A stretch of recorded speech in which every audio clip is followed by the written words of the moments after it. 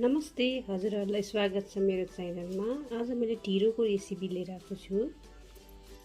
ढिडो बनाउन लागि चाहिँ सामग्रीहरू चाहिँ म देखाउँदैछु।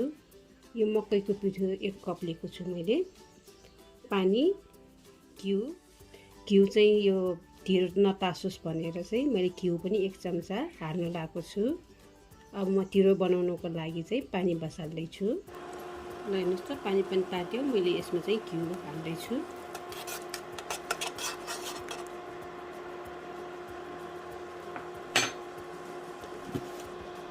हेर्नुस् त, घिउ पनि पग्ल्यो। अब यसमा थोरै मकैको पिठो यसरी हालिदिनु होला। एकैचोटि नहाल्नु, यसरी चलाइदिनु पर्छ। घिउ चाहिँ मैले यो भाँडामा चाहिँ यो ढिडो नतासोस् भनेर चाहिँ यो घिउ चाहिँ हालेको हो मैले। हजुरहरूलाई मन पर्दैन भने घिउ नहालेको पनि बनाए पनि हुन्छ।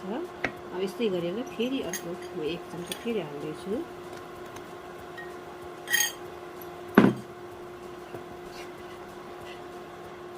यसरी थोरै यसरी हालिदिनु होला। अब यसलाई चाहिँ मजाले यसरी फुटाउनु पर्छ यो डल्लोलाई।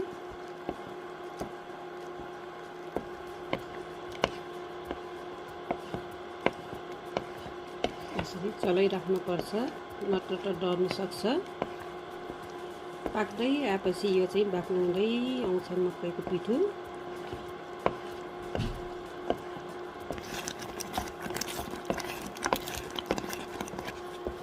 यसरी मजाले ढिडो यसरी मुस्नुपर्छ।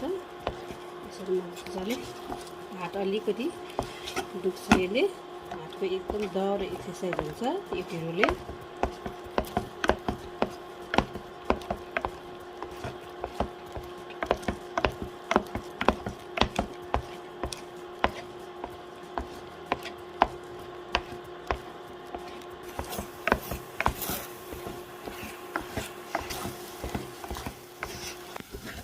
ल हेर्नुहोस् त, यसरी ढिडो पकाउनुपर्छ।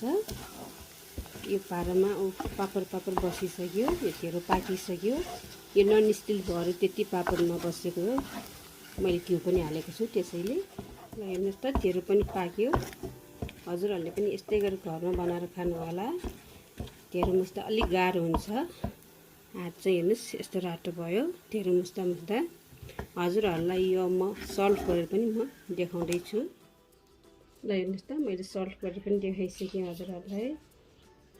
अब थोरै यसमा चाहिँ माथि यसरी टक्क घिउ अलि हालेर अकबरी खुर्सानीको सँग मजाले सुप्लक खाँदाखेरि एकदमै रमाइलो हुन्छ। हजुरहरूले पनि घरमा यस्तै गरेर ढिडो बनाएर खानु होला। मैले कुखुराको मासुसँग राखेको छु। हजुरहरूलाई मेरो भिडियो मन पऱ्यो भने लाइक, कमेन्ट, सेयर, सब्सक्राइब गर्न नभुल्नु होला। धन्यवाद।